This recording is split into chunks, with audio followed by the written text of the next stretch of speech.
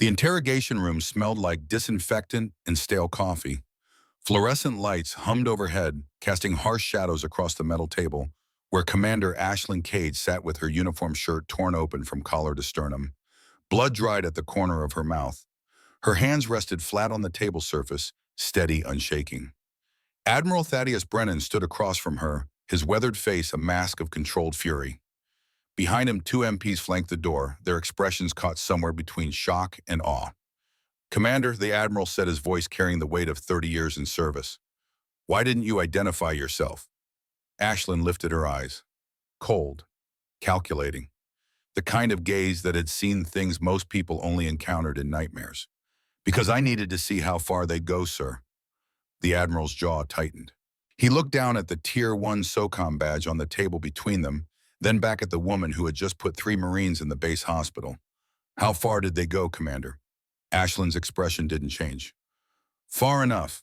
The Admiral nodded slowly, understanding, settling into the lines of his face like an old battlefield scar reopening. "Tell me everything," he said, "from the beginning." 72 hours earlier, the sun rose over Fort Braxton like it rose over every other military installation across the continental United States.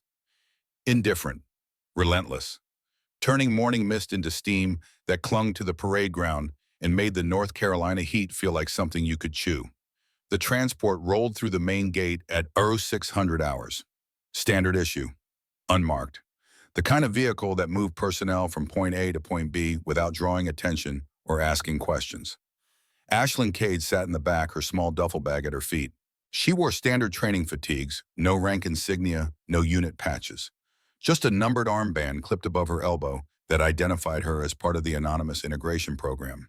A test environment where even officers went unrecognized unless they failed to perform. She was 28 years old, 5'8", 152 pounds of lean muscle and controlled violence wrapped in regulation camouflage. Her hair was cut short, buzzed tight to the nape, in a style that said function over fashion.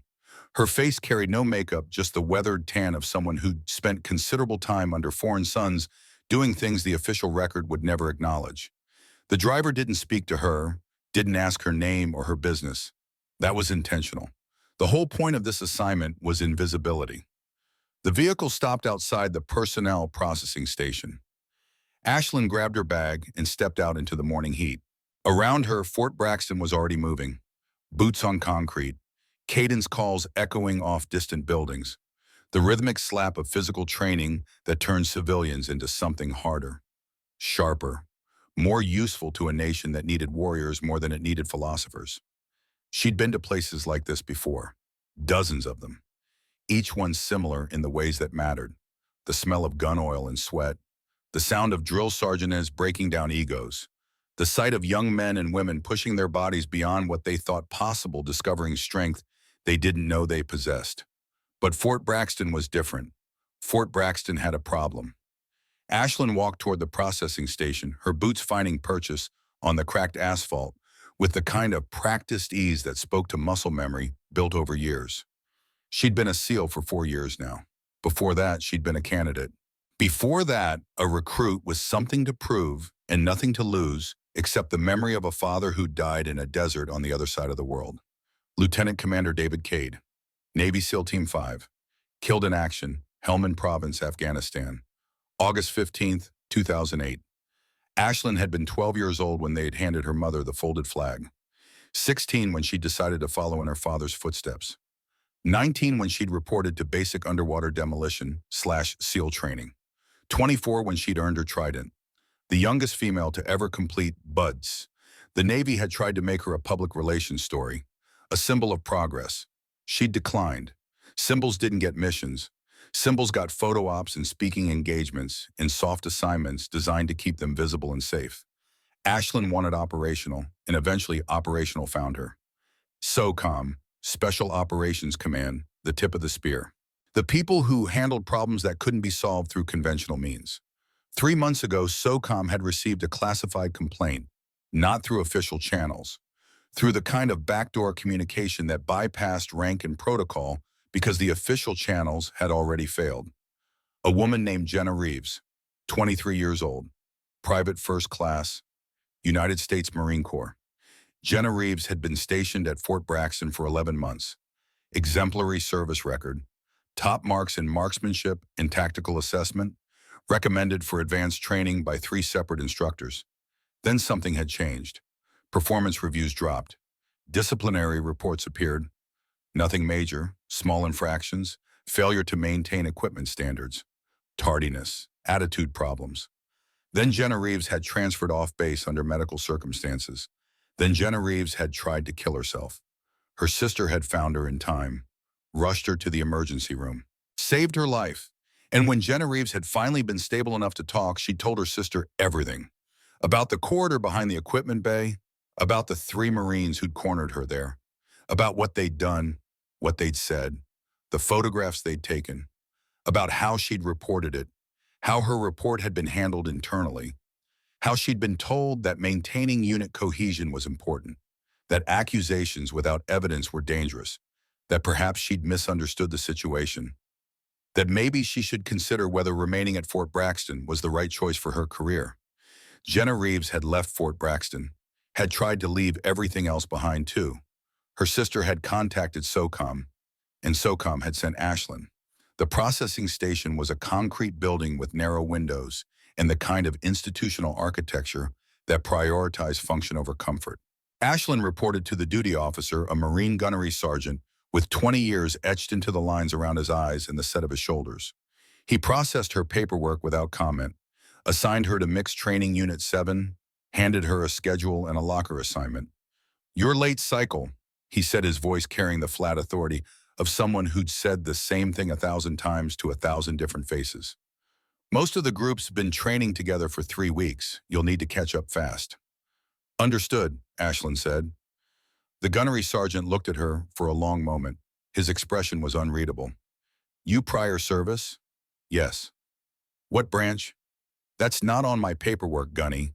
His eyes narrowed slightly, then he nodded. "Fair enough. Get changed. Formation's at 0700. You're already behind." Ashlyn took her paperwork and walked to the barracks. The building was standard military construction, 2 floors, 50 beds per floor, communal showers and latrines, the smell of boot polish and laundry detergent in bodies in close quarters. She found her assigned bunk. 3rd floor southwest corner. Stowed her duffel in the footlocker, changed into training fatigues. Around her the barracks hummed with activity, men and women preparing for the day's drills. Some talked, some didn't. Some looked like they'd been doing this their whole lives. Others looked like they were still figuring out which end of the rifle pointed downrange. No one paid special attention to Ashlyn. That was intentional too. She'd learned early in her career that invisibility was a weapon, that being underestimated was an advantage, that silence often revealed more than words ever could. She secured her gear and headed outside. The morning sun had climbed higher now, baking the heat into every surface until the entire base felt like an oven set to low roast. Ashlyn fell in with the formation. Mixed Unit 7, 43 personnel. Marines, Navy, a few Army transfers. All here for the Joint Warfare Conditioning Program. Cross-branch integration designed to build interoperability and break down service rivalries through shared suffering. The drill instructor was a Marine captain named Morrison, tall, lean, with the kind of voice that could cut through artillery fire and the kind of presence that made even senior enlisted personnel straighten their spines. "Listen up," Morrison barked. "Today, we're running through combat readiness drills, grappling, knife defense, close quarters combat. You will rotate through stations. You will give 100%. You will not quit. You will not complain. You will become harder, faster, smarter. Or you will wash out." Questions. No one spoke. "Outstanding. Begin." The formation broke apart, moving toward the designated training areas. Ashlyn moved with them, keeping her head down, her movements economical, observing, cataloging, identifying. That's when she noticed them. 3 men moving together like a pack. Not quite synchronized, but close enough to indicate familiarity. The kind of group cohesion that came from shared time and shared attitudes. The tallest stood 6'2", maybe 6'3", broad shoulders, strong jaw, hair buzzed in a high fade that emphasized the hard angles of his skull. He moved with the confidence of someone who'd never been seriously challenged. His name tape read Merrick. The second was built like a linebacker, thick neck, heavy arms, the kind of physique that came from hours in the weight room and probably a chemical edge that the random drug test somehow never caught. His name tape read Blackwood. The third was leaner, sharper. His eyes moved constantly, tracking, assessing, calculating. There was intelligence there, the dangerous kind. His name tape read Garrison. Ashlyn filed the names away, continued moving, found her assigned rotation. The drills were standard: high knees, drop rolls, shuttle crawls, sandbag drags. 10 at a time called forward to pair off into rotating melee sequences, grapples with progressive resistance, knife defense drills, mock takedowns. Ashlyn worked through each station with quiet competence. She didn't showboat, didn't try to prove anything, just executed the movements with the kind of precision that spoke to extensive training and deep muscle memory. She felt their eyes on her before she saw them watching. Merrick, Blackwood, Garrison. They'd positioned themselves nearby, close enough to observe, close enough to comment. Logistics or admin, Merrick's voice carried just loud enough to reach her ears. He wasn't talking to her. He was talking about her. To his friends, making sure she heard. Maybe, Blackwood replied. Don't think she's here for grapples. Doesn't look like she can hold a charge, let alone a weapon, Garrison added. Probably paperwork overflow. They send these non-combat units in to observe and make notes. Ashlyn didn't react, didn't turn, didn't acknowledge, just continued her drills, maintaining the neutral expression she'd perfected over years of keeping her emotions locked behind walls of tactical discipline. She'd encountered this before, many times. The assumptions that came with being female in a male-dominated field. The casual dismissal, the barely concealed contempt. The 1,000 small cuts that added up to a message clear as artillery fire: you don't belong here. Most women pushed back immediately, tried to prove themselves through aggressive displays of competence, made themselves targets. Ashlyn had learned a different approach: patience, observation, letting men like Merrick and Blackwood and Garrison reveal themselves before she revealed anything at all. The morning drills continued. The heat climbed, sweat darkened collars and plastered fabric to skin. The air tasted metallic. Dust and exertion and the particular scent of bodies being pushed to their limits. Ashlyn rotated through stations, found herself paired with Merrick for a grappling sequence. He grinned when he saw the pairing. Guess I'm stuck babysitting. The instructor barked the start command. Merrick lunged. Ashlyn sidestepped. Simple, economical, using his momentum against him. He stumbled, caught himself, reset. Second attempt. This time Ashlyn let herself go down, gently, without flair, and as if unsure of her footing, playing the role they expected her to play. Blackwood and Garrison chuckled nearby. Don't break her in half, Dax, Blackwood called out. The sequence ended. Ashlyn stood without taking Merrick's offered hand. A subtle thing, but he noticed. So did the other two. By the 8th drill of the morning, the story had spread across their row. The quiet woman in the southwest corner bunk. Passive, unresponsive, fragile. Nobody had seen her retaliate. Not once. That kind of silence made men like Merrick believe in superiority. They weren't curious about why she was quiet. They were getting bold about it. And boldness unchecked was about to turn dangerous. The sun climbed higher. The heat became oppressive. Discipline loosened as instructors moved between stations, attention divided across 43 personnel and a dozen different drills. That's when the tone shifted. Merrick no longer bothered masking the way his eyes tracked Ashlyn. Not respectful, not curious, just assessing. The way a man looks at something he believes exists for his entertainment rather than his equal. Blackwood and Garrison mirrored him, moving closer during rotational drills. Close enough their elbows brushed her ribs when they reset formations. At first it was incidental, plausibly deniable. A squeeze through tightened ranks, a shoulder grazing hers as they moved past. Then it wasn't. Merrick bumped her, not hard enough to draw notice, just enough to assert space where none was granted. When she didn't flinch or react, he smirked, emboldened. Blackwood followed, nudging his knee into the back of her thigh during a crouch sequence. Careful, he muttered, mouth tilted in false concern. You might hurt yourself out here. Ashlyn didn't rise to it. Her breathing remained even, her eyes forward, a line of calm that did not waver.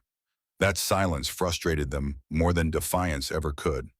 During a rested near the hydration table, Garrison flicked his gaze over her uniform with deliberate slowness. "You always wear your shirt that tight?" he asked, loud enough for those nearby to hear, quiet enough to skate under the edge of formal misconduct. A couple of nearby trainees glanced over. Nobody intervened. No one wanted to start something that might turn messy. "Maybe she's trying to show us something," Merrick added, barely suppressing a grin. "You know, motivation." The others laughed, low, unchallenged. Ashlyn took another sip of water and stepped back into formation. She'd counted 13 separate instances of inappropriate contact or commentary since the morning drills began. 13 pieces of evidence, all witnessed, all documented in the part of her mind that cataloged threats and calculated responses. Not yet, she told herself. Not enough. The instructors called for transitional drills, movement work through a narrow corridor bordering the equipment bay, a blind wedge of shadow just beyond the flickering utility lights where spare mats and racks of wooden practice weapons lined the walls. It was used constantly, rarely monitored. The perfect place. Ashlyn knew what was coming before it happened.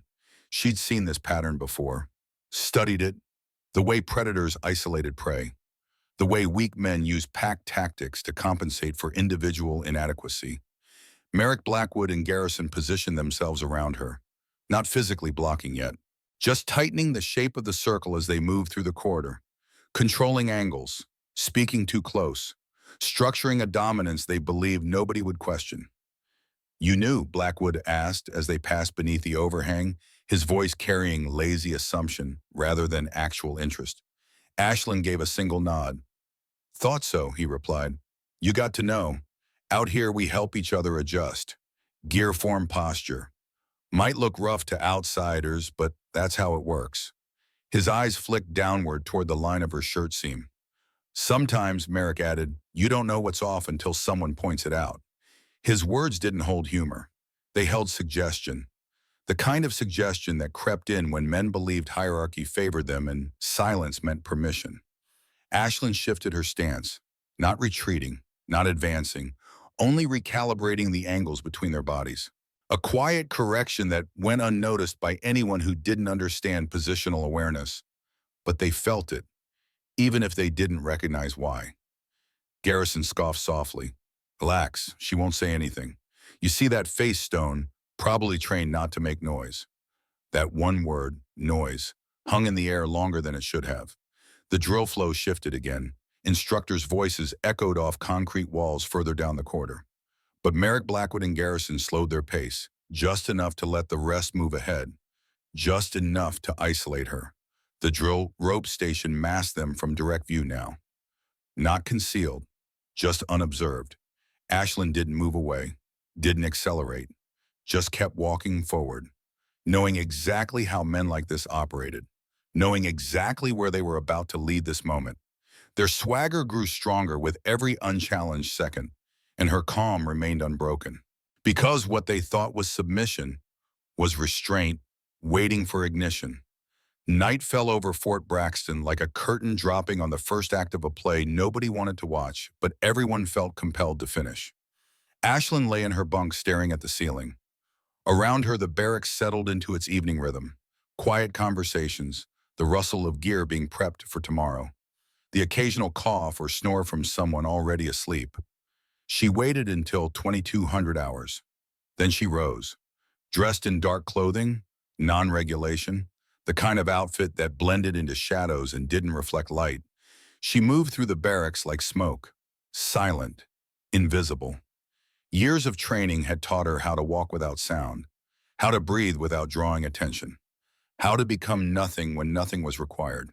The equipment bay was on the eastern edge of the training compound. 3 buildings, connected by covered walkways, minimal lighting. Security cameras positioned at entrances, but with blind spots in the corridors between buildings.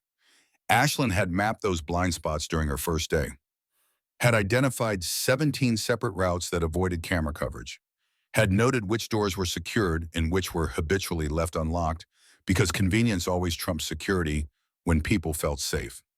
She entered through the south access point, a maintenance door that should have been locked but wasn't. Inside, the building smelled like rubber and metal and the particular mustiness of spaces that didn't get enough ventilation. She moved through darkness, navigating by memory and the faint glow of emergency exit signs. Found the locker area. 3 rows, 60 lockers total. Merrick's locker was in the second row. Number 42, standard military combination lock. 3 numbers, thousands of possible combinations. Ashlyn pulled a small tool from her pocket. Not standard issue. Something she'd acquired through channels that didn't require paperwork or approval. She inserted it into the lock mechanism, applied pressure, felt the internal pins shift. 30 seconds later, the lock opened. She searched the locker methodically. Uniform items, personal effects, a magazine, protein powder, nothing unusual. Then she found the phone, not his regular phone, a second device, encrypted, locked behind biometric security. But Ashlyn had tools for that too. She pulled another device from her pocket, military-grade biometric bypass, the kind of technology that officially didn't exist and unofficially cost more than most personnel made in a year. She pressed it against the phone's scanner, waited. The device hummed softly, cycling through stored biometric signatures until it found a match. The phone unlocked. Ashlyn began scrolling. What she found made her jaw tighten. Photographs. Dozens of them. Women in various states of undress. Some clearly taken without consent. Others staged but with subjects who looked intoxicated or unconscious. Text messages. Exchanges with other numbers. Discussions about the photographs. Crude jokes. Ratings. Comparisons. And then the trading. Got 3 new ones from Lejeune. You want? Yeah, send. I'll swap you the redhead from last week. That PFC from Pendleton still in circulation. Negative, she reported, but we scrubbed before investigation. Ashlyn's hands remained steady as she copied everything to a secure drive. Every photograph, every message, every contact. 12 women, 3 military bases, 2 years of documented activity. This wasn't harassment. This was systematic predation, a network, an enterprise. She finished copying the data, returned the phone to exactly where she'd found it, closed the locker, reset the combination.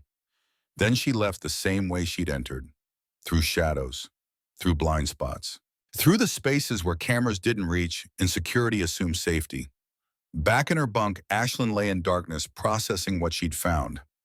Jenna Reeves hadn't been an isolated incident. She'd been one victim in a pattern that stretched across years and installations, a pattern that had survived because it operated beneath the threshold of official notice, because the perpetrators were smart enough to stay just barely within the boundaries of plausible deniability, until they weren't, until they encountered someone who made them feel safe enough to cross that line completely. Someone like Ashlyn, someone they thought was weak. The 4th morning dawned hot and humid. Fort Braxton woke to the same rhythms as every other morning. Formations, drills, the controlled chaos of turning human beings into instruments of national policy. Ashlyn moved through her routine. Breakfast, equipment check, formation. She felt their eyes on her immediately. Merrick, Blackwood, Garrison. They'd made a decision. She could see it in their body language, in the way they positioned themselves, in the glances they exchanged. Today was the day they'd make their move. The morning drills proceeded as scheduled. But when the transitional movement call came, when the group began flowing toward the equipment bay corridors, Ashlyn felt the shift in pressure. Like air before a thunderstorm, charged, waiting. She followed the designated route, through the main bay, past the stacked mats and weapon racks, into the narrow corridor that connected to the secondary building. That's where they cornered her. Not violently, not with obvious aggression. Just 3 men suddenly occupying the space around her, blocking exits, controlling angles. Hold there, Merrick said, gesturing toward a bare patch beside a gear rack. Your posture's off. Can't engage properly like that. Reasonable sentence. Normal tone. The kind used 1,000 times every morning in places like this. Ashlyn turned just enough to appear cooperative. Blackwood stepped closer. Shoulders too tight. You tense up when you move. We'll show you the right angle. Garrison reached toward a nearby shelf, pulled a training knife. Rubberized. Dull. Built for drills, but still rigid enough to leave a message. He twirled it casually. Relax, just demonstrating. You'll feel where the weakness is. He moved closer. Close enough now that heat pulsed between them in space that was never meant to be shared under pretense. The blade passed along the fabric of her uniform, tracing the line of her chest. Not threatening, not lethal, but deliberate all the same. Slow, suggestive, a violation masked as correction. See, Merrick murmured, too rigid. Fabric bunches right here, you've got to loosen up. Then the knife bit, not into skin, into shirt, a sharp slice, clean, intentional. Splitting fabric open from collarbone downward, not deep, not dangerous, but unmistakably degrading. The fabric sagged. A thin horizontal rip spread across the seam. The air shifted. A flicker of stunned silence passed through the corridor. Then came the laughter. Soft at first, encouraging, emboldened. You should feel lucky, Garrison added, lips curling. Most wouldn't get this level of attention. Yeah, Merrick joined in. Consider it hands-on mentorship. Ashlyn's eyes lifted. For the first time that morning, their confidence faltered. Because something in her gaze had changed. Not anger, not fear. Focus, a razor. Silent recalculation. Her hand slowly rose to the torn line of fabric, pinched it together, adjusted it as if correcting uniform code. Then she spoke. One word. Step back. It wasn't loud, but it carried weight that pressed against the walls of the corridor. Blackwood scoffed. You don't like our method, Garrison shrugged, blade still idly twirling between his fingers. Relax, this is how you learn. Ashlyn didn't repeat herself. Her voice didn't harden, didn't rise. It simply clipped through their space like an order etched into air. Step back, Merrick smirked, a reflex he'd convinced himself was invincible. Or what? That question hung in the narrow corridor like vapor. For a portion of a second, there was absolute stillness. No shouting, no intervention. Just three men standing too close and one woman perfectly still. And then something shifted beneath her stance, a subtle pivot of foot placement, a change in shoulder posture, a quiet inhale that wasn't fear, but preparation. The training knife paused mid-spin as Garrison tilted his head, sensing a change but unable to interpret it. What? He started to say. He didn't finish, because in the space between his breath and the word her hand moved. Not rushed, not violent, not emotional. Calculated. Ashlyn's right hand snapped up and caught Garrison's wrist mid-spin, not with brute force, with anatomical precision. A twist that forced the joint into hyperextension before his nervous system could process threat. The knife clattered to the concrete floor. Her left hand rose in tandem, palm to chin, upward drive, not to break, but to lift his center of gravity off his base. Garrison staggered backward, off balance, not yet down. That's when she finished it. She pivoted behind him, hooked his arm across her hip, a classic control throw taught in every close combat school, perfected in blacked-out rooms overseas. He hit the concrete with a dull thud. Air gone, shrun, nerves confused, control severed. Garrison hadn't even finished falling before Ashlyn turned.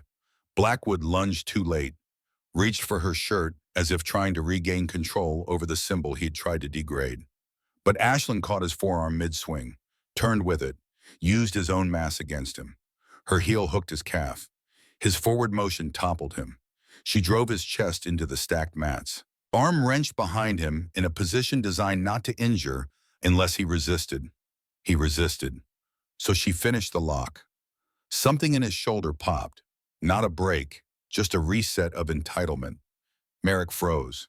Still standing, still smirking, but not moving. His bravado hadn't caught up with what he'd just seen. You done? Ashlyn asked quietly. That was the only time she raised her voice above a whisper.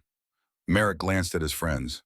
One gasping on the ground, one twisted on the mats, the third motionless, blinking like he'd just come out of a bad dream.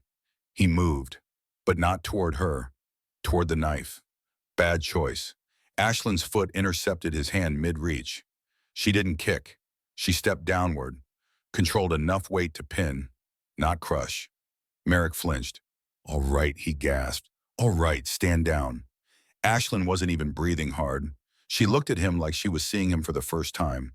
Not as an inconvenience, not as a plaything, but as something else, something far beyond his understanding. Behind them, Garrison moaned. The knife rolled harmlessly across the floor. Ashlyn picked it up, held it flat in her hand, looked at the edge that had sliced through her shirt. Not sharp, but pointed enough to be used for humiliation. Then she placed it on the nearest shelf, turned to face all three. "This is your one warning," she said, calm as a scope-dialed breath. "You won't get another." Footsteps echoed suddenly from the outer corridor. Voices, drill instructors, MPs. The echo was tight, fast, purposeful.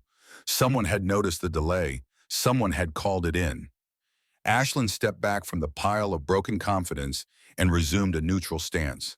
When the instructors rounded the corner and saw the three men on the floor, one wheezing, one dazed, one frozen, and her standing with her torn shirt held shut by a single pinched fist, the entire hallway stopped. Captain Morrison barked, "What the hell is going on here?" Ashlyn didn't answer, not yet.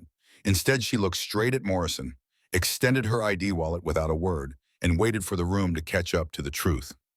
Morrison took the wallet, opened it. His expression shifted through surprise recognition and finally understanding in the space of 3 heartbeats. He looked up at Ashlyn, then down at the 3 Marines, then back at Ashlyn. "Commander," he said, his voice carrying a different weight now. "Not commanding, requesting." Ashlyn said nothing. Behind Morrison, 2 MPs pushed through the doorway. Their hands moved instinctively toward their belts as they took in the scene. Morrison held up one hand. "Secure these 3, medical transport, isolation holding, no communication, no statements, no leaks." The MPs hesitated. Morrison's voice hardened. "That's a direct order. Move." They moved. Ashlyn stood silent as the MPs lifted Merrick, Blackwood, and Garrison to their feet. Garrison cradled his wrist. Blackwood's shoulder hung at an odd angle. Merrick just stared at her, his face pale with understanding that had come far too late. As they were led away, Morrison turned back to Ashlyn. "Commander Cade," he said, "I need to notify the Admiral." "I know," Ashlyn replied. "He's going to want a full debrief." "I know." Morrison nodded slowly. "Are you injured?" "No." "Do you require medical attention?" "No." Do you—" He stopped, started again. "Do you need anything, ma'am?" Ashlyn looked at him, really looked at him, saw a career Marine trying to process something that didn't fit into any training manual or operational procedure he'd ever studied. "I need you to call Admiral Brennan," she said, "and I need you to tell him that what happened here isn't an isolated incident. It's the beginning of something much larger." Morrison swallowed. "How much larger?" "4 bases, 2 years, 12 victims that I know of so far." Ashlyn's voice remained level, clinical. "And the 3 men you just put in holding are only part of the network." The color drained from Morrison's face. "Jesus Christ," he whispered. "No," Ashlyn said. "Just evidence, and eventually justice." She walked past him, down the corridor, away from the scene, her torn shirt still held together by her fist, her expression unchanged, her stride unbroken. Behind her, Morrison stood in the corridor watching her go, wondering who had just walked through his training facility, wondering what kind of storm was about to hit Fort Braxton, wondering if anything would ever be the same again. 6 minutes later, Admiral Thaddeus Brennan's vehicle pulled up outside the administration building at a speed that ignored every posted limit between headquarters and the training facility. He didn't speak when he entered the corridor, didn't ask for a summary. His eyes swept the scene in one long, quiet pass. The 3 Marines seated separately against the far wall guarded by MPs, medics finishing initial checks, their bodies bruised but intact, their expressions hollow with the stunned vacancy of men who had finally registered just how far they'd stepped past the point of no return. Commander Ashlyn Cade stood beside the torn corner of matting, arms folded across her repinned shirt, silent, upright. Her posture had not changed. "Commander Cade," Admiral Brennan said, his voice even. "Would you join me?" Ashlyn didn't salute. She didn't have to. Clearance at her level didn't operate under traditional protocol once authority was established. Instead, she walked beside him, down the corridor, into the sealed meeting room at the edge of the training zone. No one else entered. The door closed behind them. Outside, Morrison paced. The MPs whispered. The injured stayed silent. Inside the room, Admiral Brennan read her credentials. His hand stopped on the line stamped SOCOM Tier 1 Evaluation Officer. He looked up. They had no idea who you were. They never asked, Ashlyn replied. Brennan exhaled slowly. What's your assessment, Commander? Ashlyn met his eyes. Fort Braxton has a culture problem, sir. Not just 3 bad men. A network that's been operating for at least 2 years across multiple installations. And what happened this morning isn't the beginning. It's the end of my reconnaissance phase. She placed a secure drive on the table between them. Everything's on there. Photos, messages, contact networks, 12 identified victims, evidence of systematic predation and blackmail, names of personnel involved across 4 bases. Brennan picked up the drive, turned it over in his hands. How long have you been here, Commander? 72 hours, sir. And in 72 hours, you've built this case. The case was already built, Ashlyn said. I just documented it. These men thought I was weak, thought I wouldn't fight back. They were right about one thing: I didn't fight back. Not until they'd given me everything I needed. Brennan set the drive down, leaned back in his chair. What do you need from me, Commander? Everything, Ashlyn said. Full investigation, NCIS involvement, court-martial proceedings, and a promise that when this is over, the system that protected these men gets torn down and rebuilt. The Admiral nodded slowly. You'll have it. With respect, sir, I'll believe that when I see it. Brennan almost smiled. Fair enough, Commander, fair enough. He stood. So did Ashlyn. One more thing, Brennan said. The 3 men in holding, they're asking to speak with their chain of command. They want to file counter-complaints. They want to claim you assaulted them without provocation. Let them, Ashlyn said. Everything that happened in that corridor was recorded. Brennan's eyebrows rose. Recorded. Ashlyn tapped the small device clipped to her belt. Military-grade body camera. Encrypted. Tamper-proof. I've been recording everything since I arrived, sir. Every conversation, every interaction, every moment that could be used as evidence, including what happened this morning. Brennan looked at her with something approaching awe. You planned this from the beginning. I planned for every possibility, sir. That's what SEALs do. The Admiral extended his hand. Welcome to Fort Braxton, Commander Cade. Though I suspect you're about to make a lot of people wish you'd never arrived. Ashlyn shook his hand, her grip firm, her expression unchanged. That's the idea, sir. She walked out of the meeting room, back into the corridor, past the MPs and the injured men, and the stunned silence that had settled over the training facility like fog. No one spoke to her, no one approached, but everyone watched. And in that watching and that silence, something fundamental shifted. The word spread through Fort Braxton like wildfire through dry brush. The quiet woman from Mixed Unit 7, the one with no rank on her uniform and no name on her chest. She was so calm. Tier 1, a Navy SEAL, and she just put 3 Marines in the hospital without breaking a sweat. By evening formation, her name was on every tongue. Commander Ashlyn Cade, the woman who fought alone, the woman who won. The interrogation room had become a war room. Admiral Brennan sat across from Ashlyn Cade, the secure drive between them like a live grenade waiting for someone to pull the pin. Behind the Admiral, 2 NCIS agents stood with tablets, open styluses poised ready to document everything that was about to spill into the official record. Outside, Fort Braxton continued its daily operations. Formations, drills, the rhythmic machinery of military discipline grinding forward like it always had. Like nothing had changed, but everything had changed. Brennan inserted the drive into his laptop. The screen illuminated his face with cold blue light and his files began to load. Photographs, text messages, contact lists, a digital archive of predation stretching back 24 months. His jaw tightened with each image, each message, each piece of evidence that revealed the scope of what had been happening under his command. Jesus, he whispered. Then louder, how many 12 confirmed victims? Ashlyn said. Her voice remained clinical, detached, the tone of someone delivering an after-action report rather than discussing human suffering.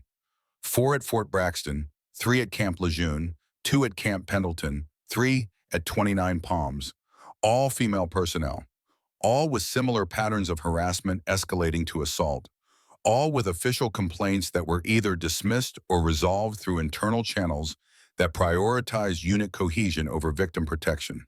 One of the NCIS agents spoke up. "Commander, how did you obtain this evidence?" Ashlyn turned her gaze to him. "Through methods consistent with my operational authority as a SOCOM Tier 1 evaluator. Everything was collected legally under the scope of my assignment." The agent's expression suggested he had questions about that assessment, but wasn't foolish enough to push. Not with an admiral in the room. Brennan scrolled through more files, stopped on a message thread, read it twice. His face darkened. "They have a ranking system," he said, his voice barely controlled. "They're rating these women like livestock." "Yes, sir." "And trading photographs like baseball cards." "Yes, sir." Brennan closed the laptop, looked at Ashlyn with eyes that had seen combat in 3 different theaters and thought they'd seen the worst of what human beings could do to each other. "There's more," Ashlyn said. "The network isn't limited to the 3 men currently in holding. According to the message threads, they're part of a larger group. They call themselves the Brotherhood. 15 members across 4 installations. They share information, cover for each other, coordinate their activities to avoid detection." The second NCIS agent leaned forward. "You're saying this is an organized conspiracy. I'm saying this is systematic predation operating under the cover of military brotherhood and protected by a command structure that prioritizes reputation over accountability." Brennan's hands curled into fists on the table. "Give me names, Commander."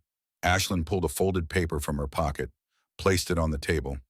15 Marines, 3 gunnery sergeants, 2 staff sergeants, and 1 lieutenant colonel. The room went silent. Brennan picked up the paper, unfolded it, read the first name on the list. "Frank Sutton," he said, "my executive officer." "Yes, sir." "You're telling me my XO has been running a sexual assault network on my base?" "Not running it, sir, protecting it. According to the messages, Lieutenant Colonel Sutton has been made aware of at least 6 formal complaints over the past 2 years. All of them were resolved through his office. All of them resulted in either the victim transferring out or the complaint being withdrawn due to lack of evidence." Brennan stood, paced to the window, stared out at the base he'd commanded for 3 years. The base where hundreds of men and women trained every day to become better warriors, better protectors, better Americans. And underneath all of that, this rot.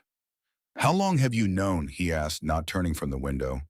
"I suspected within 12 hours of arrival, confirmed within 48. This morning's incident gave me the final pieces I needed." "You let them assault you." "I let them reveal themselves, sir. There's a difference." Brennan turned. "Is there, Commander? Because from where I'm standing, you put yourself at significant risk to build this case." "With respect, sir, the risk was acceptable. The mission required it." "The mission?" Brennan returned to his chair, sat heavily.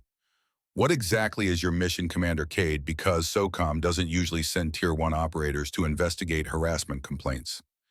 Ashlyn met his eyes. "My mission is to identify and eliminate threats to operational effectiveness within special operations training environments. Sexual assault networks qualify as threats. They compromise unit cohesion. They drive out talented personnel. They create security vulnerabilities through blackmail and coercion. And they represent a fundamental failure of military values. So you're here to fix us." "I'm here to give you the tools to fix yourselves, sir. What you do with those tools is your decision." The Admiral studied her for a long moment, then nodded.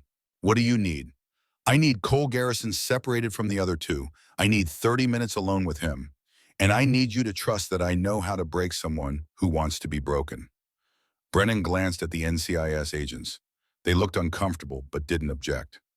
"Done," the Admiral said. "Anything else?" "Yes, sir, I need you to keep this quiet for the next 24 hours. No leaks, no preliminary notifications, no warning to anyone on that list, especially not Lieutenant Colonel Sutton. You think he'll run? I think he'll destroy evidence. And I think he'll start making calls to people who can make this investigation disappear. So yes, sir, keep it quiet." Brennan stood. "You have your 30 minutes, Commander. Make them count." Ashlyn rose, collected the secure drive. I always do, sir. She walked out of the room, leaving the Admiral and the NCIS agents to process what had just become the largest sexual misconduct investigation in Fort Braxton history, and possibly in the entire United States Marine Corps. The holding cells were located in a separate building on the western edge of the base. Concrete walls, narrow windows, the kind of place where people waited to learn whether their careers would end with paperwork or prison time. Cole Garrison sat alone in cell 3. His wrist was wrapped in a temporary brace. His face carried the pale, sweaty complexion of someone whose world had just collapsed around them and who was still trying to figure out which piece would land on their head next.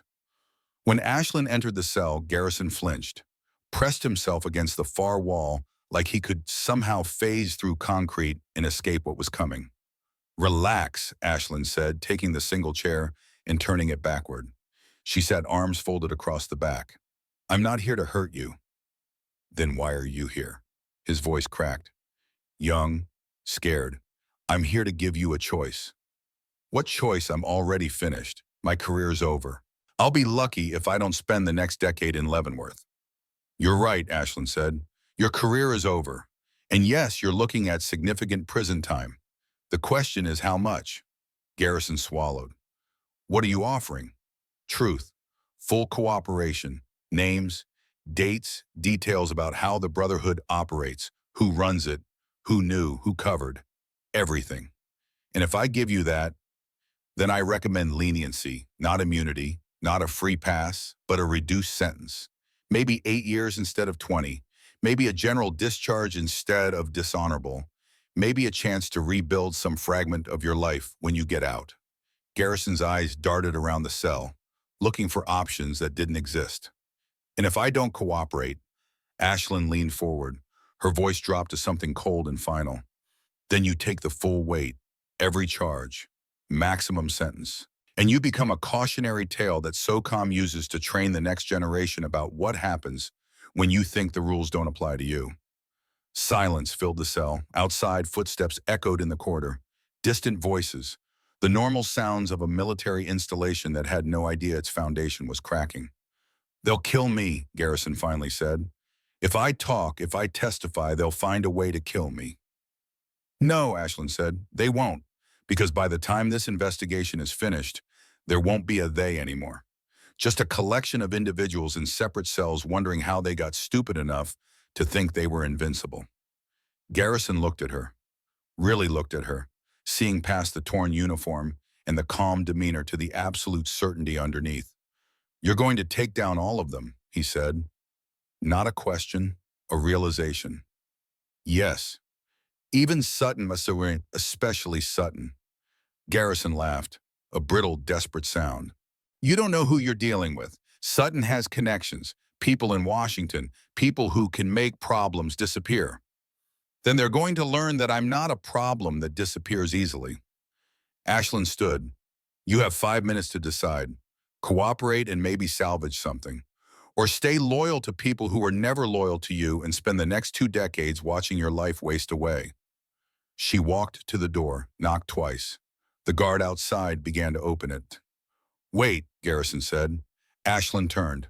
I'll talk. I'll tell you everything. Just promise me I'll be protected. You have my word, as a SEAL, as an officer. You cooperate fully, you'll be protected. Garrison nodded slowly, defeated, broken, but also relieved, because sometimes the only way out was through, and through meant truth. Ashlyn spent the next 90 minutes with Cole Garrison, 2 NCIS agents, in a digital recorder. She asked questions with surgical precision, drew out details that Garrison didn't even realize he knew, built connections between events and people and patterns. By the time they finished, she had a complete organizational chart of the Brotherhood, 15 names, 3 bases, 2 years of operations, and most importantly, the identity of the person who'd been protecting them from the beginning. Lieutenant Colonel Frank Sutton.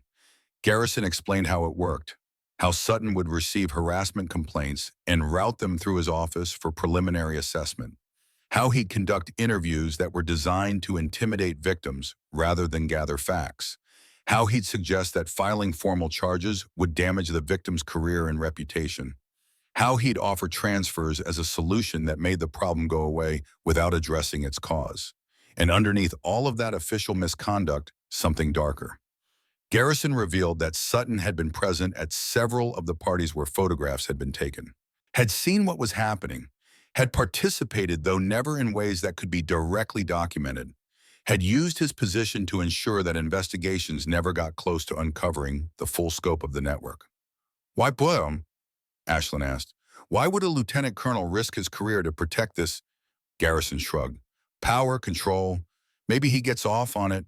Maybe he just likes being the guy who can make problems disappear. I don't know his psychology. I just know he's the reason none of us ever got caught. Until now." Ashlyn stood. "Thank you for your cooperation, Mr. Garrison. You've just helped prevent this from happening to anyone else." "Will it be enough," Garrison asked, "to take down Sutton?" "It's a start," Ashlyn said, "but I'm going to need more." She left the holding cell and returned to the war room where Admiral Brennan waited with the NCIS agents and several additional personnel who'd been read into the investigation. "Well," Brennan asked. "He gave us everything," Ashlyn said. "Organization, operations, and most importantly, he confirmed that Lieutenant Colonel Sutton is the key to this entire network. Without Sutton's protection, the Brotherhood wouldn't have survived this long." "Then we arrest Sutton immediately." "No, sir, not yet." Brennan's eyes narrowed. "Commander, you just told me my XO is running a criminal enterprise on my base. Why in God's name would we wait? Because if we arrest him now, we get him and maybe a few others. But the network survives, people scatter, evidence gets destroyed, and 6 months from now, someone else starts the same operation somewhere else. What are you suggesting?" "I'm suggesting we give Sutton enough rope to hang himself, and everyone connected to him." Ashlyn outlined her plan. It was bold, risky, required perfect execution and absolute secrecy, but if it worked, it would dismantle the Brotherhood completely. Brennan listened, asked questions, considered the risks. Finally, he nodded. "Do it. But Commander, if this goes sideways, we both own the consequences." "Understood, sir." The plan went into motion immediately. Word was leaked through carefully selected channels that Cole Garrison had agreed to cooperate, that he was providing names and evidence, that NCIS was building a case. The leak was designed to create panic, to force mistakes, to make people act before they thought. Ashlyn waited. She didn't have to wait long. 6 hours after the leak, Lieutenant Colonel Frank Sutton made his first mistake. He accessed his office computer and began deleting files. Personnel records, investigation reports, correspondence. Military IT security flagged every deletion. NCIS documented everything. Sutton's second mistake came 2 hours later when he used his personal cell phone to call a number that NCIS had already identified as belonging to one of the Brotherhood members at Camp Pendleton. The call was recorded. Sutton's voice was clear, discussing evidence, coordinating stories, arranging for materials to be destroyed. His third mistake came that evening when he attempted to leave the base. MPs stopped his vehicle at the main gate. "Routine inspection," they said. Nothing to worry about. They found a laptop in his trunk, not his official computer. A personal device containing backup copies of all the photographs, all the messages, everything he thought he'd deleted, everything he'd kept as insurance. Sutton was arrested at 2100 hours, read his rights, escorted to the same holding facility where Merrick Blackwood and Garrison waited in separate cells. Admiral Brennan watched from his office as his executive officer was led away in handcuffs. His second in command, his friend of 15 years, a man he'd trusted, a man who'd betrayed everything the uniform represented. Ashlyn stood beside the Admiral, silent, observing. "I should have seen it," Brennan said quietly. "I should have known something was wrong." "With respect, sir, you saw what he wanted you to see. Men like Sutton are experts at deception. That's how they survive. How many others did I miss? How many signs did I ignore because it was easier than confronting the possibility that someone I trusted was capable of this?" Ashlyn didn't answer immediately. When she spoke, her voice carried a weight that came from personal experience. "My father was investigating something similar when he was killed in Afghanistan. He knew there was corruption in his unit, knew someone was running operations that violated every regulation and moral standard. He was building a case, gathering evidence, planning to blow the whistle. Brennan turned to look at her. What happened? He died during a routine patrol. Enemy contact, the report said. Wrong place, wrong time, bad luck. Ashland's jaw tightened, but his investigation files disappeared. The evidence he'd collected vanished, and the people he'd been investigating stayed in their positions, continued their operations, never faced consequences. You think he was killed to silence him? I think convenient deaths are rarely convenient, and I think the reason I'm standing here tonight is to finish what he started, not just at Fort Braxton, everywhere this rot exists. The Admiral was quiet for a moment. Then he placed a hand on Ashland's shoulder. Your father would be proud, Commander. Maybe, Ashland said, but pride isn't why I do this. I do it because if I don't, the next woman ends up like Jenna Reeves, or worse, and I can't live with that. Brennan nodded, removed his hand. What happens now? Now we bring in the victims. Let them know it's safe to come forward. Build the case that ensures everyone involved spends significant time thinking about what they've done. And Sutton made his choices. Now he lives with them. Over the next 48 hours, Ashland worked methodically through the victim list. Each woman was contacted privately. Each conversation was handled with care and respect. Each decision to participate was voluntary. Jenna Reeves came first. She flew in from her home in Oregon, where she'd been trying to rebuild her life after Fort Braxton had nearly destroyed it. She was thin, drawn, but there was steel in her eyes when she looked at Ashland. Thank you, Jenna said, for believing us, for not giving up. I haven't done anything yet, Ashland replied. The real work starts now. Then let's get started. Corporal Mara Frost arrived next. She'd transferred to a desk job after her experience at 29 Palms. Hadn't been in the field in 18 months, but she showed up ready to testify. Sergeant Quinn Hayes came third. Tough, bitter, angry at the system that had failed her, but willing to fight. Private Lexi Morgan was last, youngest of the group. Still active duty, still scared that speaking up would end her career before it began. Ashland met with each of them individually, listened to their stories, documented their experiences, built the foundation of a case that would be impossible to dismiss or bury. And with each testimony, the scope of the conspiracy became clearer. This wasn't just about Merrick, Blackwood, and Garrison, wasn't just about Sutton's protection. This was systematic, organized, a network that had operated with impunity because it had always been able to isolate and silence its victims. Until now.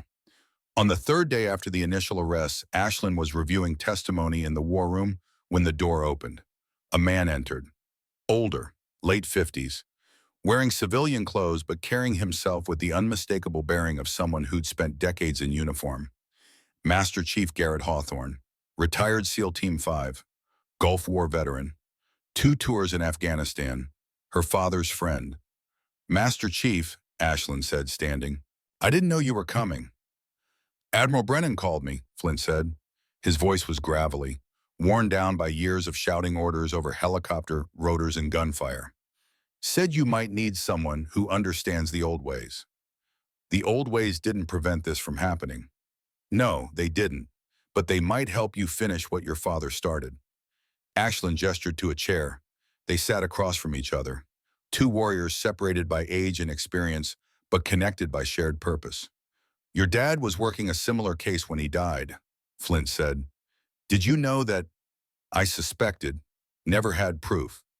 He came to me 3 weeks before he deployed, told me he'd found something bad, something that went deeper than just a few bad actors. He said if anything happened to him, someone needed to know. And you never said anything. Who would I have told his investigation disappeared? His files vanished. I had no evidence, no proof, just a dead friend and a lot of questions.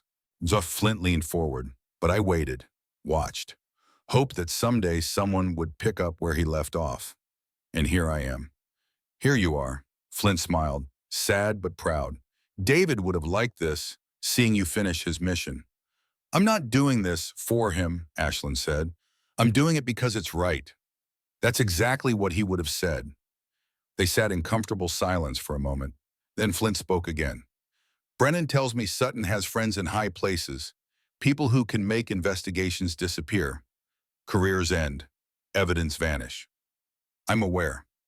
Then you need to know that taking him down won't be clean. He'll fight. He'll use every connection he has. And when he does, you'll need to be ready for the counterattack. What kind of counterattack? The kind that questions your methods, your motives, your credentials. He'll claim you entered under false pretenses, that the evidence is inadmissible, that you assaulted 3 Marines without provocation. He'll make you the villain and himself the victim. Ashland's expression didn't change. Let him try. He will.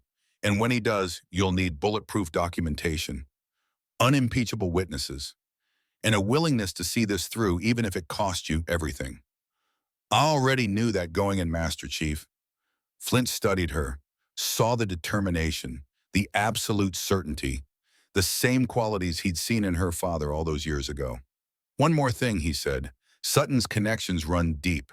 If you're going to beat him, you can't just win in court. You need to beat him publicly, decisively, in a way that leaves no room for doubt or appeal. What are you suggesting? I'm suggesting you give him a chance to save face. Offer him a way out that doesn't involve public humiliation. He'll refuse because men like him always refuse. And when he does, when he makes it personal and public, you win in a way that destroys not just him, but everyone who ever thought about following his example. Ashland considered this. You're talking about a trial by combat. I'm talking about giving him enough rope to hang himself while making sure the entire military is watching when he does. They talked for another 30 minutes. Flint provided insights into Sutton's background, his connections, his weaknesses, the pressure points that could be exploited. Then he stood, placed a hand on Ashland's shoulder. Your father taught me something important. He said that being a SEAL wasn't about being the strongest or the fastest. It was about being the one still standing when everyone else had quit. You've got that in you, I can see it. Thank you, Master Chief. Don't thank me yet. This is just beginning, and it's going to get worse before it gets better. He paused at the door.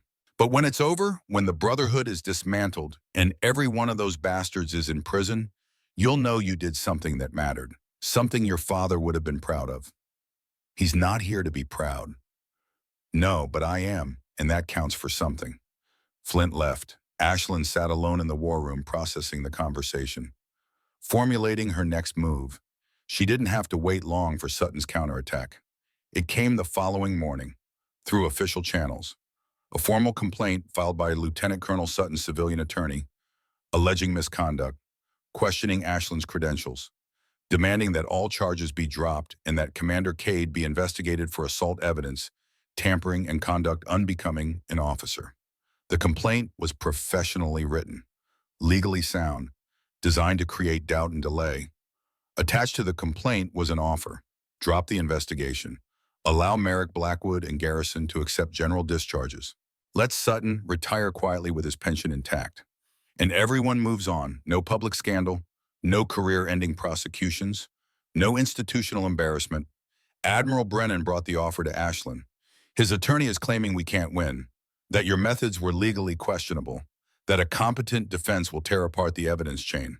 Do you believe that? Ashland asked. No, but I believe that dragging this through a prolonged legal battle will be painful for everyone, including the victims. So he's betting we'll take the easy way out. He's betting we'll prioritize pragmatism over justice. Brennan set the document on the table. What do you want to do, Commander? Ashland picked up the offer, read it carefully, then tore it in half. I want to give Lieutenant Colonel Sutton exactly what he's asking for. A public resolution, one that leaves no doubt about his guilt or the guilt of everyone connected to him. How about challenge him publicly? Make him prove that I'm the problem, that I'm the one who doesn't belong, that everything I've uncovered is somehow fabricated or inadmissible. Brennan frowned. You want to put yourself on trial? I want to force him to defend his actions in a forum where reputation and connections don't matter, where the only thing that counts is evidence and truth. A court-martial, public, transparent, with full media access, make it impossible for anyone to sweep this under the rug or negotiate it away. Brennan was quiet, thinking. That's risky, Commander. If his attorney is as good as they claim, they might create enough doubt to get him acquitted. Then we make sure there's no doubt. We document everything, present testimony from every victim, show the photographs, read the messages, make it so clear and so comprehensive that even his connections can't protect him. And if he refuses, if he insists on the quiet deal, Ashlyn smiled, cold, predatory. Then I make him an offer he can't refuse. The message went through Sutton's attorney. Simple, direct. Commander Cade challenges Lieutenant Colonel Sutton to resolve their dispute through the Uniform Code of Military Justice. Public court-martial. Full transparency. Winner takes all. With one addition, before the court-martial, a demonstration. A combat evaluation. Commander Cade versus Sergeant Dax Merrick. Hand-to-hand, no weapons, first to submission or incapacitation. If Merrick wins, Ashlyn's credentials are called into question. Her evidence potentially compromised. The case weakened. If Ashlyn wins, Sutton's defense crumbles. His protégés are exposed as inferior. His judgment as fundamentally flawed. Either way, the military gets a spectacle. A demonstration of combat effectiveness. A test of whether Commander Ashlyn Cade truly possesses the skills and authority she claims. Sutton's attorney tried to refuse, claimed it was inappropriate. Beneath the dignity of a lieutenant colonel to engage in such theatrics. But Ashlyn had predicted this, had leaked the challenge to the base, let it spread through unofficial channels, made it public enough that refusing would look like cowardice. Sutton had no choice. Accept the challenge or face questions about why he was afraid to let his people defend themselves. He accepted. The combat evaluation was scheduled for 48 hours later. Main training yard, open attendance. Any personnel who wanted to watch were welcome. Ashlyn spent those 48 hours preparing. Not physically. She was already in peak condition. Years of SEAL training had given her everything she needed in terms of strength, speed, and endurance. She prepared mentally, studied footage of Merrick fighting, identified his patterns, his tells, the way he favored his right side, the slight hesitation before he committed to power strikes, the overconfidence that came from never having faced someone who could match him. She found his weaknesses, cataloged them, built a strategy around exploiting each one systematically. The night before the evaluation, Ashlyn was alone in the training gym. The building was empty. Just her and the heavy bags and the mirrors that reflected endless versions of herself, preparing for what came next. She moved through forms, practiced combinations, visualized the fight. Her father's voice echoed in her memory, something he'd told her when she was 15 and frustrated with training, when she'd complained that the boys were bigger, stronger, faster. A SEAL doesn't win through strength, he'd said. A SEAL wins through precision, through timing, through being the one person in the room who refuses to quit. Size doesn't matter. Gender doesn't matter. The only thing that matters is being the one still standing when everyone else is down. Ashlyn stopped, looked at herself in the mirror, saw not just her reflection but her father's legacy, the mission he'd started, the fight she was finishing. "I'm ready," she said to the empty room, to herself, to the ghost of a man who taught her everything that mattered. Tomorrow she would prove it. Tomorrow she would show Fort Braxton and everyone watching that Commander Ashlyn Cade was exactly who she claimed to be. A warrior, a SEAL, a woman who fought alone when necessary, and won. Dawn broke over Fort Braxton like Judgment Day. The main training yard had been transformed overnight. Portable bleachers erected on 3 sides. A roped square in the center, 40 feet by 40 feet, marked with chalk lines on the packed dirt. Medical personnel stationed at 2 corners with equipment ready. MPs positioned at every entrance. Word had spread beyond the base. Press credentials had been requested. Denied. This wasn't a public spectacle for civilian consumption. This was military business. Internal resolution of internal problems. But everyone on base would watch. Officers, enlisted, support staff, 300 personnel given permission to attend, to witness, to see whether Commander Ashlyn Cade was everything she claimed to be, or whether she was about to be exposed as something less. Ashlyn stood in the preparation area, a concrete bunker beneath the training office. She wore standard PT gear, black shorts, gray shirt, tape on her hands and wrists, hair pulled back tight enough to hurt, around her silence. She'd declined a corner team, didn't want advice or encouragement or nervous energy bleeding into her focus. This fight was hers alone. Had to be, because everything that came after depended on what happened in the next 20 minutes. The door opened. Admiral Brennan entered. He looked tired, older than he had 4 days ago. The weight of command had always been heavy. Now it was nearly crushing. "Medical cleared you?" he asked. "Yes, sir." "You understand the rules: first to submission or incapacitation. No strikes to throat or groin, no eye gouging. Everything else is permitted." "I understand, sir." Brennan studied her. "You don't have to do this, Commander. We have enough evidence without this demonstration. We can proceed directly to court-martial. With respect, sir, we both know Sutton's attorney will spend 6 months creating doubt, questioning my credentials, suggesting I'm not qualified to make the assessments I've made. This ends that conversation. By putting yourself at risk. By proving I'm exactly who I say I am." Ashlyn stood, "and by showing every woman on this base that competence doesn't require permission or apology." Brennan nodded slowly, extended his hand. "Your father would be proud, Commander." Ashlyn shook his hand. "He taught me to finish what I start. That's what I'm doing." She walked out of the preparation area, up the concrete stairs, into the morning light. The crowd noise hit her first. Not cheering, not jeering, just the low rumble of 300 people talking, speculating, waiting. She scanned the bleachers, saw faces she recognized from training, others she'd never met, all of them watching her with expressions that ranged from curiosity to skepticism to something that might have been hope. In the front row, 4 women sat together: Jenna Reeves, Mara Frost, Quinn Hayes, Lexi Morgan, the survivors, the ones who'd been told to stay quiet, to move on, to accept that justice wasn't coming. They weren't quiet anymore. Ashlyn caught Jenna's eye, received a single nod. That was enough. She entered the ring. The dirt was hard-packed, dry, would provide good traction but no cushion if someone hit the ground wrong. The morning sun angled across the space, creating shadows that would shift as the fight progressed. Ashlyn moved to her corner, stretched, not because she needed to, because ritual mattered. Because the appearance of calm was as important as actual calm. The crowd noise changed, shifted. She looked up. Dax Merrick entered the ring from the opposite side. He was bigger than she remembered. 6'2", 215. Shoulders like a linebacker. Arms thick with muscle earned through years of lifting and fighting and winning. His face carried the confidence of someone who'd never lost a fair fight and didn't believe he was about to start now. He wore the same PT gear, but on him it looked like armor, like he'd been born for this moment, born to prove that size and strength still mattered, that women could play soldier but couldn't be warriors. He crossed to his corner, stared at Ashlyn across 40 feet of dirt, smiled, not friendly, predatory. Behind him in the stands, Lieutenant Colonel Frank Sutton sat with his civilian attorney. Sutton's face was stone, unreadable, but his eyes betrayed him. They held the calculation of a man who'd bet everything on this outcome. If Merrick won, Sutton had ammunition.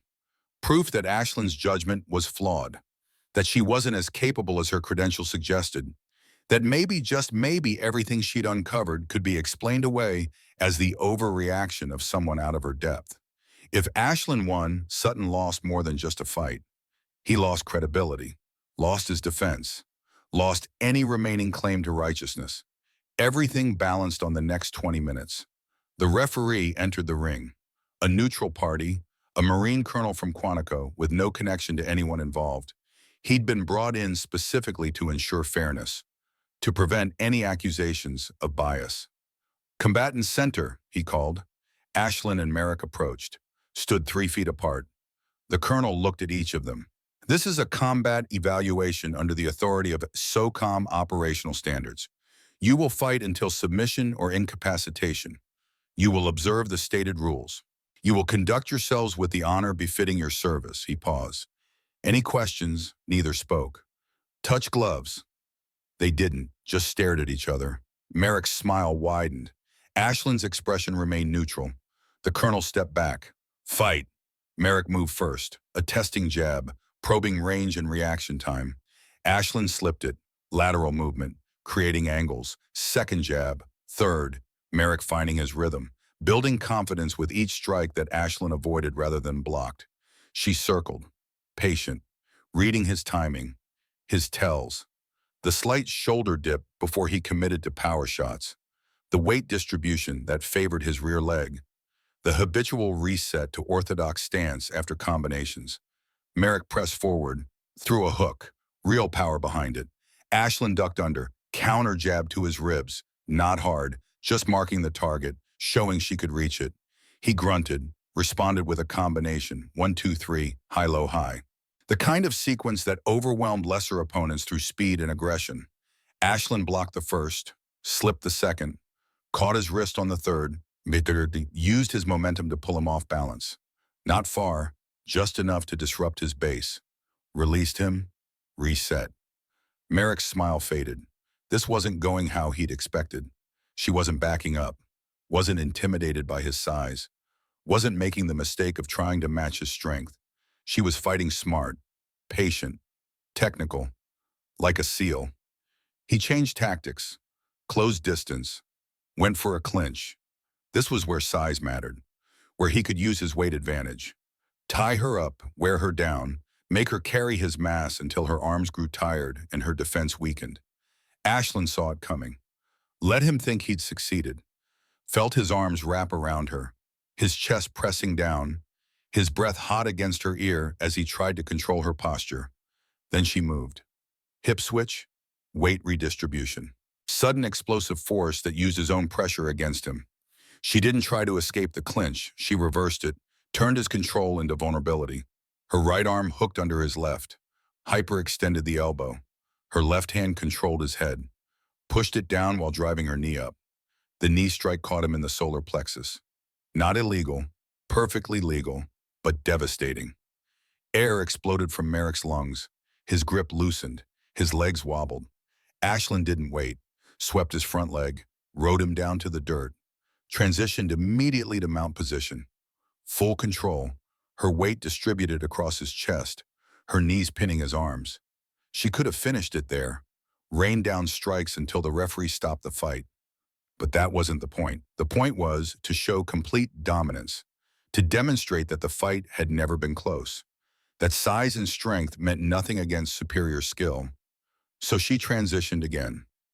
Arm triangle. A choke that cut off blood flow to the brain without crushing the windpipe. Technical, clean, the kind of submission that left no doubt about control. Merrick struggled, tried to bridge, tried to escape. His face reddened, his movements became desperate. Ashlyn tightened the choke, felt his resistance weakening, felt the moment when survival instinct overrode ego. His hands slapped the dirt. Once, twice, 3 times. Submission. The referee moved in. Break, break. Ashlyn released immediately. Stood, backed away. Merrick rolled onto his side. Gasping, coughing, defeated. The crowd was silent. Absolute silence. 300 people processing what they just witnessed. A fight that had lasted less than 4 minutes. A complete technical dismantling. Proof that Commander Ashlyn Cade was exactly what her credentials claimed. A warrior. Elite. Uncompromising. Then someone started clapping. Slow, deliberate. Jenna Reeves, standing in the front row. Applauding not just a victory, but a vindication. Mara Frost joined her, then Quinn Hayes, then Lexi Morgan, then others. Marines who'd watched Merrick strut through the base for months, who'd seen his arrogance, who'd heard the rumors about what happened in dark corridors where no one was watching. The applause spread, built, became something more than just appreciation for combat skill, became recognition, acknowledgement, a collective understanding that something fundamental had shifted. Ashlyn walked to Merrick, extended her hand. He looked at it, at her. His face was a mixture of shock and shame and dawning realization. He took her hand, let her pull him up. "You're better than me," he said. Quiet, only loud enough for her to hear. "I'm better trained," Ashlyn replied. "There's a difference." She released his hand, walked to the center of the ring. The referee raised her arm. Victory, official, undeniable. In the stands, Lieutenant Colonel Frank Sutton stood, walked out. His attorney followed, Neither looked back. They knew what this meant. The combat evaluation had been their last hope of creating doubt, of suggesting that maybe Ashlyn wasn't qualified, that maybe her evidence was tainted by incompetence rather than malice. That hope was gone. Ash scattered in the wind. Now came the reckoning. The court-martial convened 6 days later. Not the combat evaluation, the real trial, the one that would determine guilt or innocence under the Uniform Code of Military Justice. Lieutenant Colonel Frank Sutton sat at the defense table with his attorney, a civilian, expensive, with a reputation for defending high-profile military cases. He'd walked 14 officers through courts-martial over his career, one acquittal or reduced charges in 12. He was good, professional, prepared. But he wasn't prepared for what Ashlyn had built. The prosecution presented evidence systematically, photographs from the encrypted phones, text messages documenting trading activities, testimony from Cole Garrison detailing how the Brotherhood operated, financial records showing payments made to silence potential witnesses. Each piece of evidence was presented with meticulous attention to chain of custody. Each witness was prepared, credible, unshakable under cross-examination. The defense tried standard tactics, questioned the legality of evidence collection, suggested that Ashlyn's undercover status violated regulations, implied that the victims were unreliable, that memories were faulty, that consensual activities were being reframed as assault. But every attack fell flat, because Ashlyn had anticipated them, had documented everything, had built a case that was airtight from every angle. Jenna Reeves testified, described what happened to her, how she'd reported it, how Lieutenant Colonel Sutton had personally discouraged her from filing formal charges, how he'd suggested that perhaps she'd misunderstood, that continuing to push would damage her career. The defense tried to break her, suggested she was unreliable, emotionally unstable, motivated by revenge rather than truth. Jenna didn't break, answered every question calmly, consistently, with the kind of credibility that came from simply telling the truth. Mara Frost testified, Quinn Hayes testified, Lexi Morgan testified. Each story was different in details, but identical in pattern. Harassment escalating to assault, reports made and buried, transfers arranged to make problems disappear. And through it all, Lieutenant Colonel Sutton's fingerprints, his interventions, his decisions that prioritize reputation over justice. The defense called its own witnesses, character witnesses who testified to Sutton's long service, his dedication, his mentorship of young officers. But those testimonies rang hollow against the weight of evidence, against the photographs, the messages, the systematic documentation of crimes committed under his protection. On the fourth day of testimony, Master Chief Garrett Hawthorne took the stand, not as a prosecution witness, as an expert witness on military culture and leadership standards. He testified about what leadership meant, about the obligation commanders had to protect their personnel, about the difference between loyalty to individuals and loyalty to principles. Lieutenant Colonel Sutton made a choice, Flint said from the witness stand. He chose to protect criminals instead of victims. He chose personal relationships over institutional integrity. He chose reputation over honor. Those aren't the choices of a leader. Those are the choices of someone who should never have worn the uniform. The defense objected, argued that the witness was offering opinion rather than fact. The objection was overruled because Flint's testimony wasn't opinion. It was professional assessment from someone with 40 years of experience, understanding exactly what the uniform represented. On the sixth-day, closing arguments were presented. The defense argued for reasonable doubt, suggested that mistakes in judgment weren't crimes, that Sutton had been trying to protect unit cohesion, that his actions, while perhaps misguided, came from a place of good faith. The prosecution's closing was delivered by a JAG officer Ashlyn had never met, a woman, Lieutenant Commander Rebecca Chen, 10 years as a military prosecutor, a record of successful convictions in difficult cases. She stood before the panel of officers who would render judgment, looked each of them in the eye. "This case is simple," she said. Lieutenant Colonel Sutton was presented with evidence of crimes. He didn't investigate them. He buried them. He didn't protect victims. He intimidated them. He didn't uphold military justice. He subverted it. And he did all of this not once, not twice, but systematically over 2 years. She paused. Let that sink in. The defense wants you to believe this was about judgment, about difficult choices in complex situations. But the evidence shows something else. It shows deliberate choices, conscious decisions, a pattern of behavior that prioritized protecting criminals over protecting those who serve alongside them. Another pause, another look at each panel member.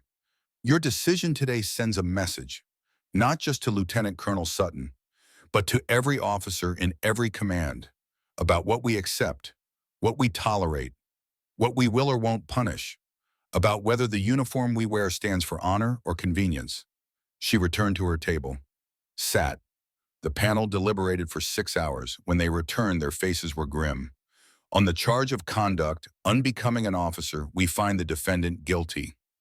On the charge of obstruction of justice, we find the defendant guilty. On the charge of conspiracy to commit sexual assault, we find the defendant guilty. Count after count, guilty, guilty, guilty. Sutton sat motionless, his face blank. The kind of blank that comes from realizing your entire world has just collapsed and there's nothing left to grab onto. Sentencing came 2 days later, 20 years at the United States Disciplinary Barracks, Fort Leavenworth. Forfeiture of all paid and allowances, dishonorable discharge. Similar courts-martial followed for the others. Dax Merrick received 18 years, Trent Blackwood 16, Cole Garrison for his cooperation received 8.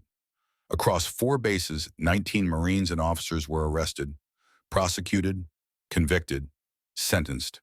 The largest sexual assault conspiracy prosecution in Marine Corps history. The network that had operated with impunity for 2 years was dismantled completely.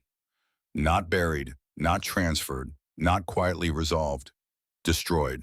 3 weeks after Sutton's conviction, Ashland stood in Arlington National Cemetery. Section 60, where the newest casualties of America's wars were laid to rest. Her father's grave was simple, standard military headstone, white marble, his name, his rank, his dates of service. The words killed in action beneath the dates. She'd been here before, many times, usually on his birthday or the anniversary of his death. Quick visits, formal, respectful but distant. Today was different. Today she carried something she'd never brought before. Her seal trident, the symbol of completion, of becoming what he'd been, what he'd wanted her to be. She knelt, placed the trident on the headstone, let her hand rest there. I finished it, she said quietly. What you started, the investigation you never got to complete, the case you died trying to build. The cemetery was quiet, just wind through trees and distant traffic, and the weight of thousands of lives ended too soon. They told me to let it go, to move on, that you wouldn't want me risking my career to chase ghosts and settle old scores. She smiled, sad. But they didn't know you, didn't understand that you weren't chasing anything. You were trying to protect people, to make sure the uniform meant something. A bird called somewhere overhead. Life continuing despite death, despite loss. 19 people are in prison because of what I found. 12 victims got justice. A system that failed them got fixed. That's worth something, right? That's worth what it cost. She stood, looked at the trident gleaming on white marble. I'm not leaving this here. You taught me a SEAL earns their trident every day, that it's not a trophy, it's a responsibility. So I'm taking it back, taking it forward, using it to keep doing what you taught me to do. She picked up the trident, held it. Thank you, she said, for everything you gave me, everything you taught me, for making me believe I could be this, that I could do this. She saluted, held it for 3 seconds, dropped her hand, then she walked away, not running from grief, carrying it forward, transforming it into purpose. Behind her, the headstone stood silent, but somehow she felt lighter, like a weight she'd been carrying for years had shifted, redistributed, became something bearable rather than crushing. 6 months later, Fort Braxton looked different. Not physically. The buildings were the same, the training yards unchanged, but the atmosphere had shifted. The culture. Commander Ashlyn Cade stood in front of 50 female Marines and sailors, mixed ranks, mixed experience levels, all here for the same reason: to learn, to train, to become better warriors. Self-defense isn't about being stronger, Ashlyn said, demonstrating a technique. It's about being smarter, understanding leverage, timing, using an opponent's size against them. She had a volunteer from the class, a young private first class who looked nervous but determined. "Grab my wrist, like you mean it." The private did. Ashlyn demonstrated the escape. Simple, efficient, the kind of technique that could be learned in minutes and perfected over time. Again, harder this time. They worked through variations, different grips, different angles of attack, each one showing that size advantage could be overcome through proper technique. After an hour, Ashlyn called for water break. The class dispersed to the hydration stations, talking, laughing, the kind of easy camaraderie that came from shared effort rather than shared fear. A young woman approached, private, maybe 20 years old, blonde hair pulled back in regulation bun, freckles across her nose that made her look younger than she was. "Ma'am," she said, hesitant. Ashlyn turned. "Yes, Private, I need to report something." The words came fast, nervous, like she'd been holding them in for too long and they were finally breaking free. "Something that happened last week. In the equipment bay, 3 Marines cornered me and," Ashlyn held up a hand. Gentle. "Stop. Don't tell me here. Don't tell me like this." The private's face fell, like she'd expected this. Expected to be dismissed or told to handle it through proper channels that would bury her complaint. "Come with me," Ashlyn said. "We're going to my office. You are going to sit down. I'm going to get a recorder and a witness. And then you're going to tell me everything, every detail, every word, every action." The private blinked. "You're going to listen." "I'm going to do more than listen, Private. I'm going to believe you. I'm going to investigate. And if what you tell me is substantiated by evidence, those 3 Marines are going to face consequences. Real consequences. Not just paperwork. Not just transfers. Justice." Tears welled in the private's eyes. Relief, gratitude. The overwhelming emotion of being heard after expecting silence. "Come on," Ashlyn said. Started walking toward the administration building. The private followed. Behind them, the training class continued. Women learning, growing, becoming stronger, more capable, more confident. The culture was changing, slowly, imperfectly, but changing. Because Ashlyn Cade had proven that silence didn't equal safety, that ignoring problems didn't make them disappear, that sometimes the only way to fix a broken system was to break it completely and rebuild from the foundation. In her office, Ashlyn sat across from the private, notebook open, recorder running, and MP present as witness. "Start from the beginning," Ashlyn said. Her voice was firm but kind, professional but compassionate. "Tell me what happened." The private took a breath, started talking, and Ashlyn listened, really listened, with the full attention of someone who understood that every story mattered, that every victim deserved to be heard, that justice delayed wasn't justice at all. 2 hours later, the private left, statement recorded, evidence preservation initiated, investigation begun.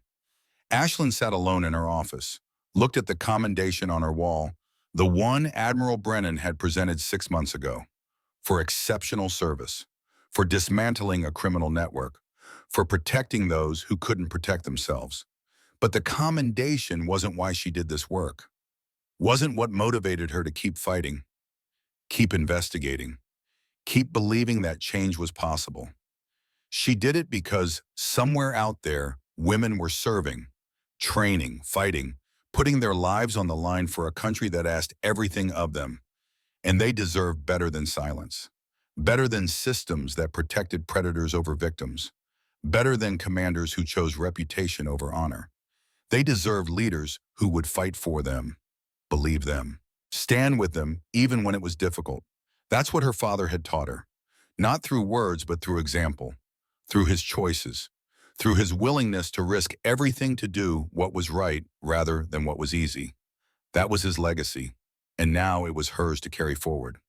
She stood, walked to the window, looked out at Fort Braxton, at the training yards where new warriors were being forged, at the barracks where men and women lived and worked and built the bonds that would carry them through combat, at the base that had nearly broken under the weight of its own corruption, and had instead been rebuilt into something stronger. Not perfect, not without problems, but better, measurably better. And that Ashland thought was enough for today, for this moment. Tomorrow would bring new challenges, new investigations, new battles against systems that resisted change.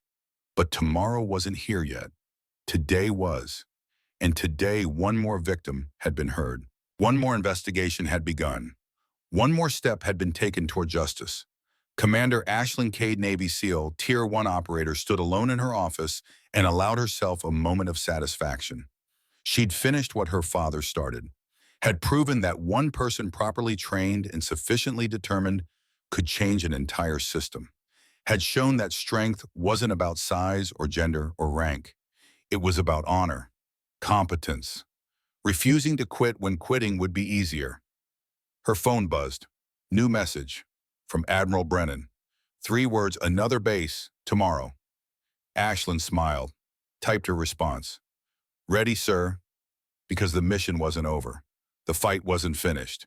As long as there were systems that failed victims, she would be there, standing, fighting, winning for her father, for the 12 victims at Fort Braxton, for every woman who'd ever been told to stay quiet, to move on, to accept that justice wasn't coming.